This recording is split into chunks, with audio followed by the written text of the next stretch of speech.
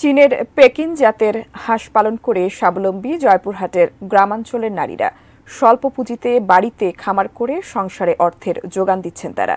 খেতলাল উপজেলার খাড়িতা গ্রামের জরিনা বেগম বাড়িতেই গড়ে তুলেছেন পেকিন জাতের হাঁসের হ্যাচারি।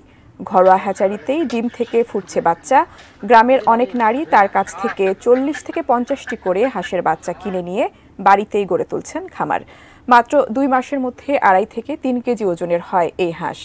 মাংস অত্যন্ত সুস্বাদু হওয়ায় চাহিদাও বেশি। প্রতিটি হাঁস বিক্রি হয় 800 থেকে 1000 টাকা পর্যন্ত। এমন উদ্যোগ গ্রামীণ অর্থনীতিতে গুরুত্বপূর্ণ ভূমিকা রাখবে এমন আশাই জেগেছে।